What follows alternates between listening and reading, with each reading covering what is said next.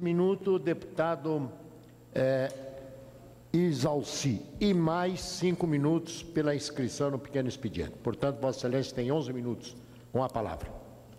Senhor presidente, senhoras e senhores parlamentares, primeiro quero registrar a minha participação ontem à noite de uma audiência pública, mais uma sessão solene em homenagem ao Dia do Estudante aqui no Distrito Federal, que tive o privilégio de aprovar a lei, colocando o Dia do Estudante comemorativo no calendário do Distrito Federal.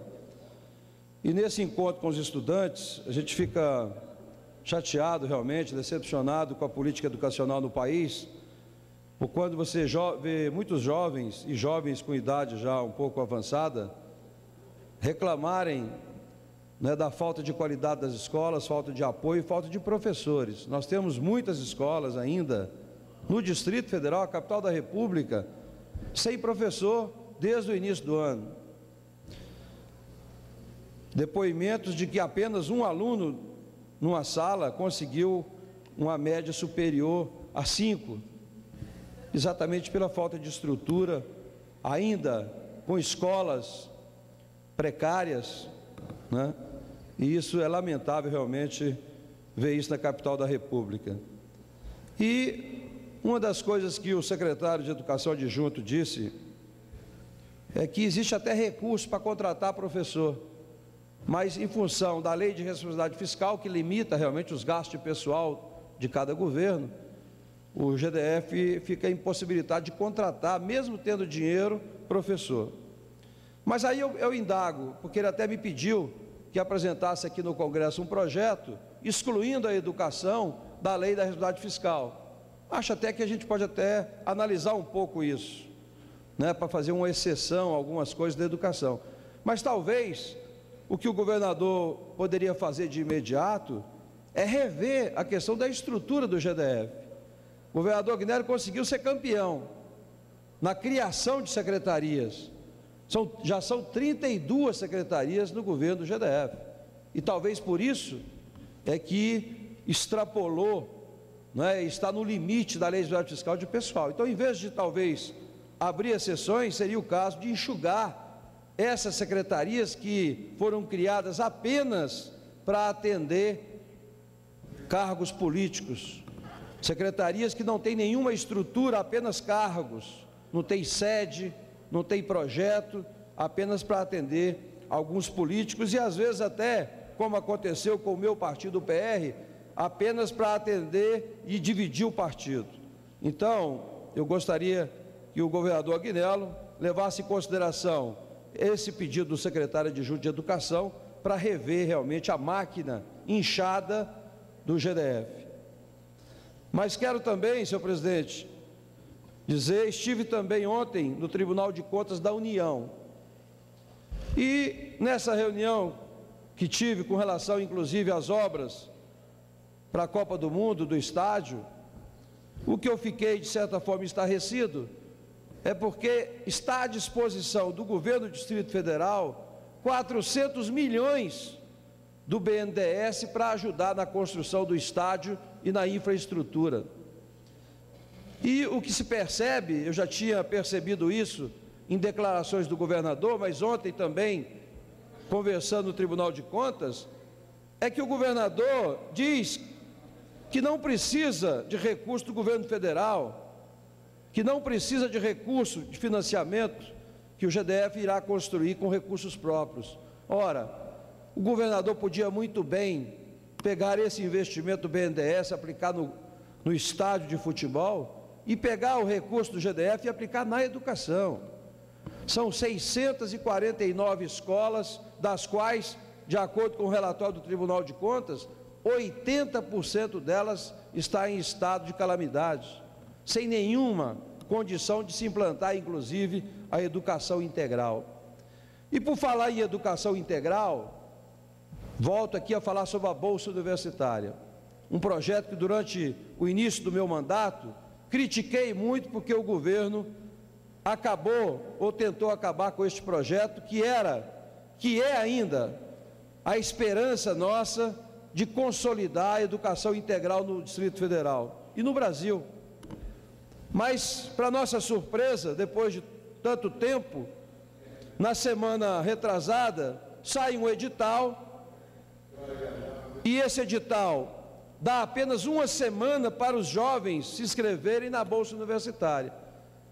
E aí, disse aqui na tribuna que, pela lei aprovada na Câmara Legislativa e pela própria 8666, qualquer edital tem que ter no mínimo 30 dias de antecedência e ser publicado, inclusive no caso da Bolsa Universitária, 15 dias no edital e depois mais 15 dias, para que todos possam ter oportunidade de se inscrever.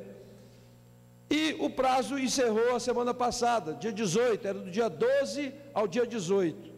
Para minha surpresa, agora, essa semana, republicaram o edital, mas com a data de 24 a 28. Então, meus queridos alunos que têm interesse em fazer a Bolsa Universitária, foi republicado o edital, novamente equivocado, porque a lei estabelece 30 dias, mas foi publicado de 24 a 28. Então, até dia 28 de agosto, ainda é possível os alunos se inscreverem. Mas por que foi republicado? Porque no edital, um dos pré-requisitos é ter feito o vestibular. Ora, como é que se publica o edital dia 12 e no dia 18 encerra as inscrições, sendo que o pré-requisito é fazer o vestibular? Então, eu faço aqui mais um apelo aos gestores do governo do Distrito Federal, da Secretaria de Ciência e Tecnologia, da Fundação de Apoio à Pesquisa, que pegue a lei que está citada no edital, a Lei 770, e dá uma lida. E nós vamos perceber que a lei é muito clara. Primeiro, tem que ter 30 dias. Segundo, não se pode indicar as faculdades. Esse edital coloca apenas 5 faculdades.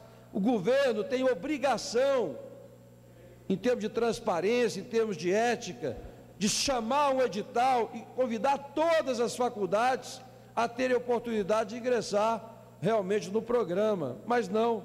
Aqui foi citado e colocado apenas algumas, não sei qual foi o critério adotado pelo governo do Distrito Federal. É lamentável, mas de qualquer forma, eu quero aí alertar os alunos para essa data, 28 de agosto, 28 de agosto é a data final, limite de inscrição da Bolsa Universitária.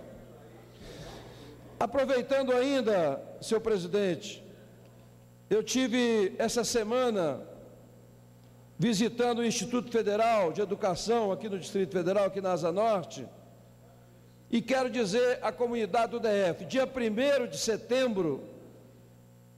setembro, às 14 horas, aqui no Congresso Nacional, nós faremos uma audiência pública para discutir o Pronatec, que é um programa do governo federal que trata da educação profissional. E aí, também quero comunicar à comunidade do Distrito Federal que, inicialmente, primeiro, o Distrito Federal nunca teve um Instituto Federal. Agora, está sendo construído, e eu tive o privilégio, na minha gestão, de trabalhar os terrenos para serem oferecidos ao governo federal. E tive lá, então, já na obra, que logo, logo será inaugurada, a unidade da Asa Norte, onde funciona ainda a Escola Paulo Freire, foi dividido o terreno, e então está sendo inaugurado uma escola técnica na Asa Norte. Da mesma forma, no Gama, em Planaltina, no Riacho Fundo 1, as obras ainda não se iniciaram, mas de qualquer forma vai funcionar provisoriamente numa escola pública o ensino profissional, até que a obra se conclua. São Sebastião, da mesma forma, Samambaia, Taguatinga. Já está tudo pronto também para ser inaugurado a Escola Técnica da M-Norte de Taguatinga, que também foi um terreno cedido ainda pela Secretaria de Ciência e Tecnologia na época, e que já está pronto para ser inaugurado a unidade da M-Norte. E também, aproveitando as instalações da Receita do DF, lá em Taguatinga Centro, também está sendo inaugurado, já está abertas as inscrições para os cursos técnicos na unidade Taguatinga Centro. E nós temos ainda duas unidades, que é um desafio para nós aqui da bancada do DF, de colocarmos talvez na emendas de parlamentares ou emendas de bancada, recursos para construir ainda uma unidade na Ceilândia, no Sol Nascente, e também na Estrutural. Então são duas unidades que são importantíssimas também, e que eu tenho certeza que a bancada do Distrito Federal terá agora, na definição do orçamento, colocar recursos não só para a construção dessas duas unidades, como também para a contratação e equipamentos, contratação de pessoal e equipamentos. E eu espero então que depois agora de 10 unidades da unidade do governo federal, para concluir, senhor presidente, eu espero que também